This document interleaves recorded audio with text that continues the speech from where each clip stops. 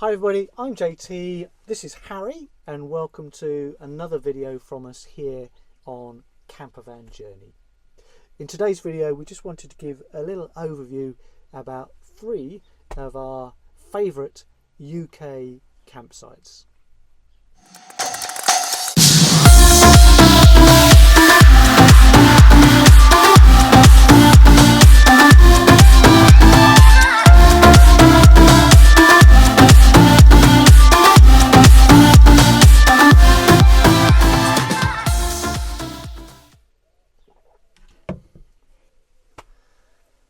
Okay? Yep. So, testing. 1, 2, 3. Hi everybody, I'm JT and today I'm joined again by my guest presenter Harry. Hello. And we're going to talk through our 3 favourite campsites that we visited here in the UK. Through the video I'll put up some pictures and footage from our time there.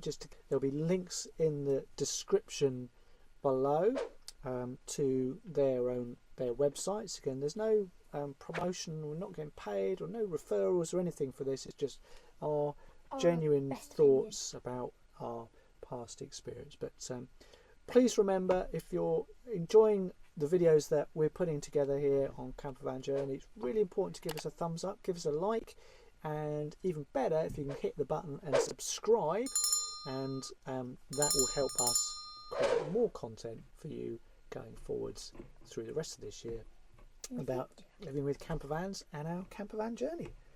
So since we made our last video, which was over a month ago now, A month and a couple of weeks. quite a lot has happened and not a lot has happened, which has meant we haven't been able to make another video, so apologies if you were expecting more videos from us, but hopefully we're now getting back to normal, which is all good news, and we can put together some videos going forwards into the summer for you about living with our Volkswagen California campervan.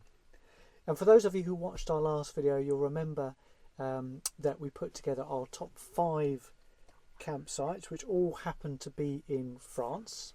And they were all Utopia. And they were all with the Utopia group, that's right. And there were some amazing places there, weren't there? Yeah. Which we had some fantastic places we stayed, some lovely locations, and really enjoyed reminiscing and remembering those places that we've been to. Yep. But whilst where are we now? We're in early April, and we're getting through coronavirus slowly, which is all good, and it looks like we'll be able to travel soon. Yep.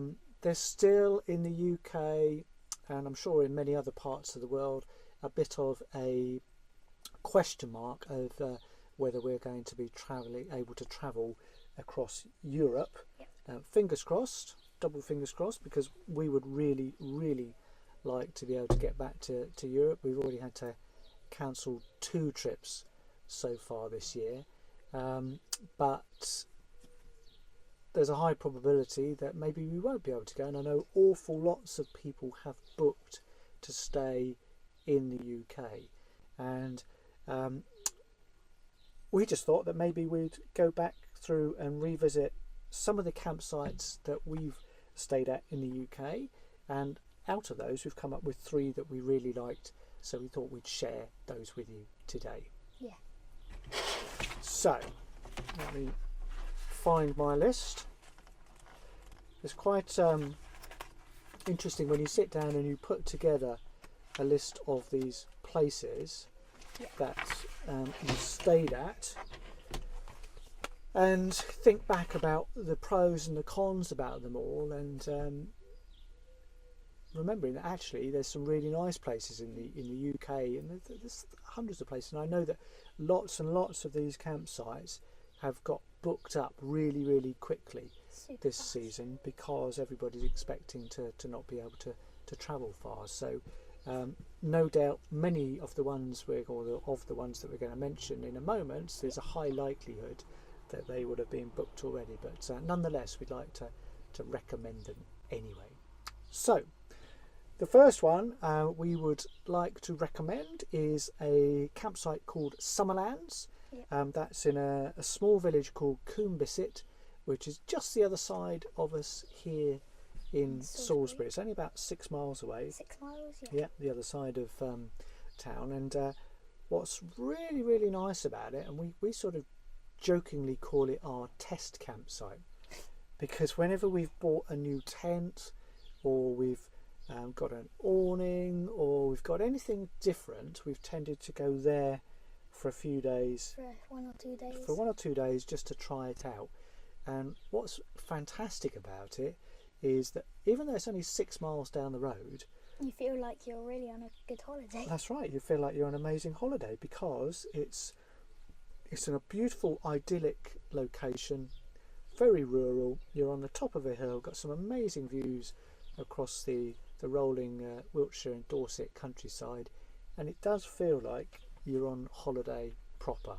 And that's one of the amazing things about camping, I think, is that you can be not far away from home, but you feel like you're getting a proper rest and a proper break, and it's almost like time slows down. So you might only be there for 2 or 3 days, but those 2 or 3 days can feel like you're away for a whole week, even more. But so why do we like Summerlands? Well, first of all, obviously it's really close and convenient, which is great, and there's nothing sort of shorter trip, being able to jump in. So if you're on a Friday and go, right, we're going to go away for the weekend, and you can be there an hour later and set up within 2, it's got to be a good thing. But it's a very small campsite. There's only 26 pitches normally. I know that due to their COVID restrictions, they've actually limited the number of pitches they've got down to 18. So it's an even more sort of a smaller group of people that's going to be there, which it's actually a really nice thing in terms of facilities. Not millions of people there. That's right, and there's never going to be millions of people because it's always a small place.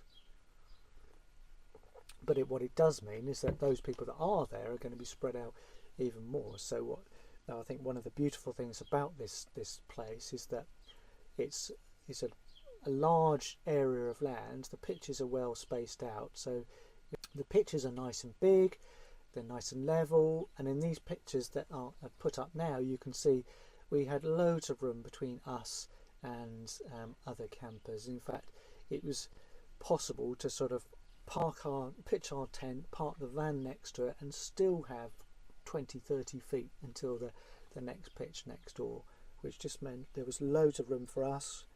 When we've been away camping, this is the only site that we've ever gone where we've taken our dog with us, Honey, and again there's plenty of room for her to be tethered or to run around without bothering anybody else, which was really, really nice.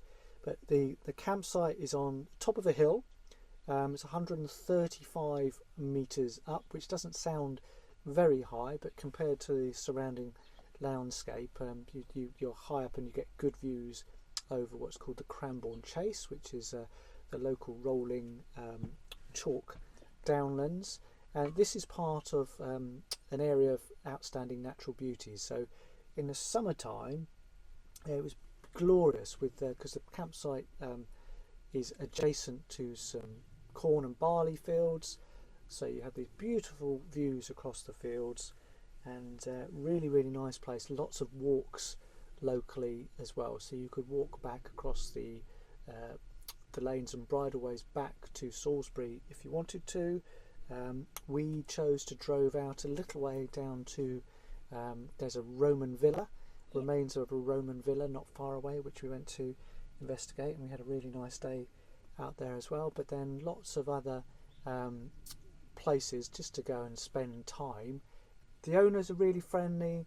The facilities are beautifully clean, fairly basic. Yeah. There's a quite a small shower block, washing block, and sinks and things, but they're kept spotlessly clean by the owners. And it's just a really, really nice back to basics campsite, and it definitely gets a good 5 out of 5 from us in terms of a recommendation. And if you look online, look it up and look at Google recommendations, and Google give it, there's several reviews on there that score 4.8 out of 5, so really good score for that. and then on the UK campsite it gets 9 out of 10 as well. And I can only think the only things that some people might score it down on is just that it's a little bit basic in terms of facilities. But if you're just there for a few days and you just want a complete break where you can switch off, it's perfect. So that's Summerlands camping and caravanning site in Combe Bisset, just outside of Salisbury. So that's number one. Okay, Done. these aren't in any particular order, by the way. We just thought we'd compile together 3 of our favourites. So the next one is another fairly rural one. This is called Eweleaze Farm. Now, Eweleaze Farm is, as its name suggests, on a farm. It's right on the Dorset coast down near Weymouth. It overlooks Weymouth Bay over towards Portland Bill, and the farm is a working farm, so the campsite itself is only open for 2 or 3 months each year. And this year they're actually only open for 8 weeks between July and August. So no dedicated marked out pitches. You can just arrive, pick a pitch. You just can't reserve a pitch. You just arrive, choose where you want to go, and if you're going in a group of 3 or 4 families, then you can just all group together in a nice big area. It's plenty of space for you to spread out, big fields, and they're on a bit of a slope, and you get to sort of see across the sea towards Portland Bill and across the Weymouth Bay coastal area, and it's absolutely stunning. There is a access to a shingle beach which you can walk down to get to, but there's some really good facilities that are there as well. So there's a shop, there's a pop-up sort of pizza cafe that came whilst we were there, and you got access to the key bits and pieces you need, freezers for freezer blocks. The one, I suppose, big draw is that they really encourage open fires. So traditionally camping is all about campfires and sitting and spending time chatting and spending time with your kids and doing that, and it was really nice to be able to sit and have an open campfire whilst we camp.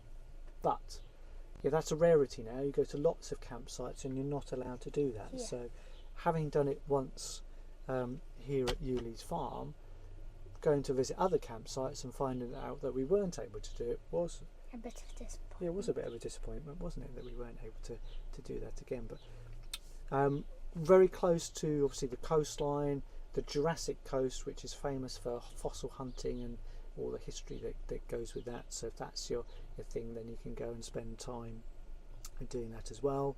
Weymouth as a town is only 3.5 miles away, and not far at all. Oh, all right. Hi Roger. How you doing? Just leave it on the doorstep, yeah? Is somebody there? I need a photo, mate.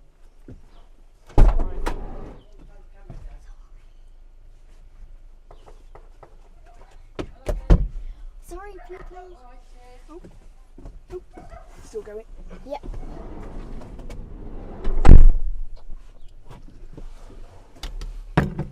Ooh. Okay. Okay, so where were we? Prior to our interruption by the delivery man. Location.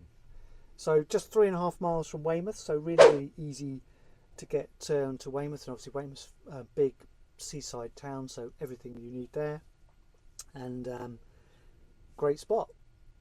One,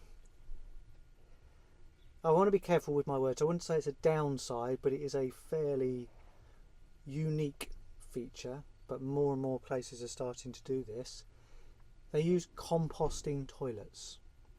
Now, composting toilets aren't everybody's cup of tea, and can be smelly, can be a bit comical, especially if there's a gap between the toilet being raised off the ground and where whatever's being left is going to.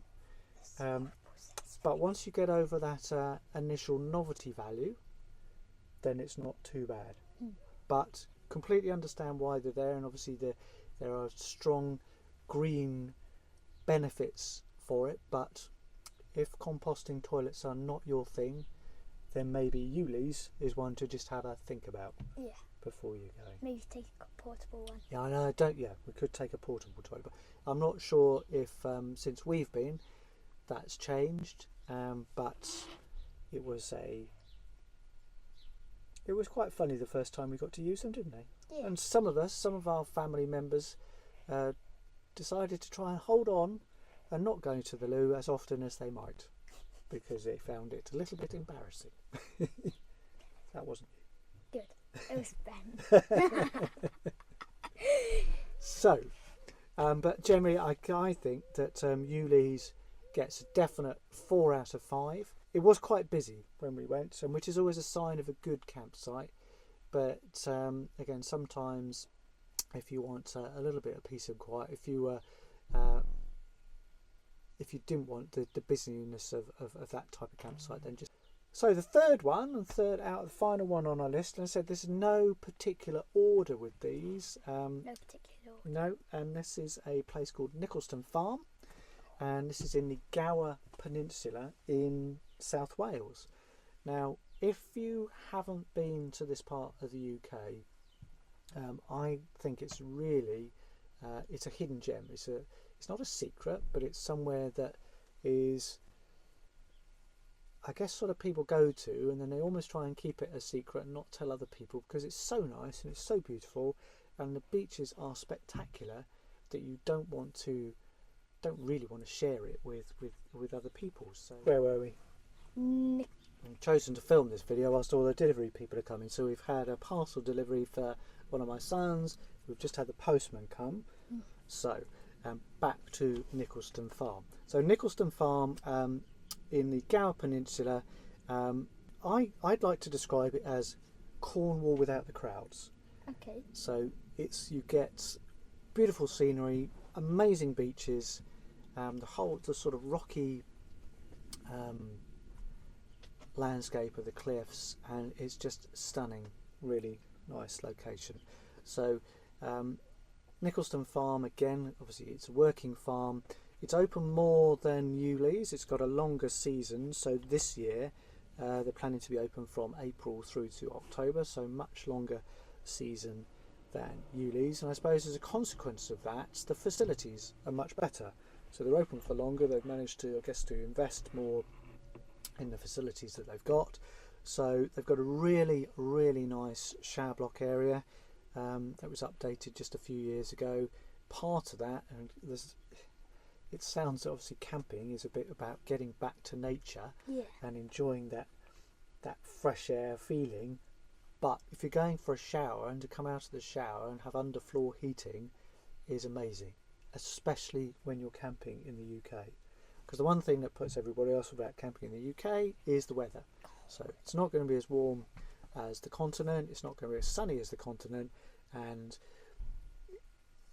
those are the things that generally put people off. So if you're camping somewhere in like Wales, where Wales has a reputation for being a bit wet and blowy, then knowing that at the end of the day you can go and have a shower, and you've got beautiful, warm, clean, dry facilities and underfloor heating, that's a real winner from our point of view. So really, really nice. But there's a few fields at Nicholaston Farm which are sort of all spread out around the farm itself, and some of them you get a good view of the sea depending on the angle that you're in. Nice open pitches, again pretty to see, and there's a lovely walk which goes down through the woods and then the dunes down to one of the beaches. And again, you've got the key beaches are head between Oxwich Bay and Three Cliffs Bay, two famous bays in the local area, but long sandy beaches, and they're absolutely stunning, and just wholeheartedly recommend anybody going and spending time there. So really nice facilities, really nice little shop selling local produce. There's a cafe, free Wi-Fi, and Free Wi-Fi. yeah, free Wi-Fi, yeah. Wow. Which, if you're camping and with teenagers, that's got to be a good thing.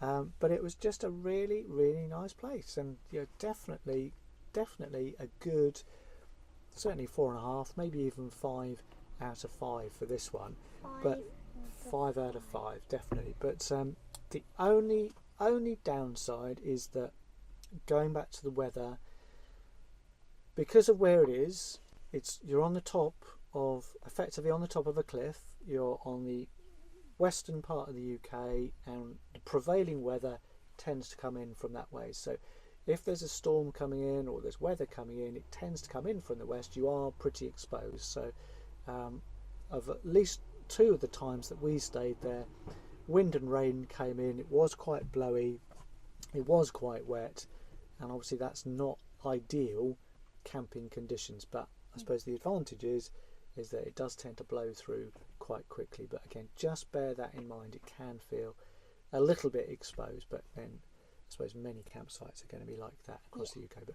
we really liked it. Great. And I remember, if you've got any comments or thoughts about anything that you're planning to do in your camper van this summer, again, please drop a note in the comments. We'd love to hear from you.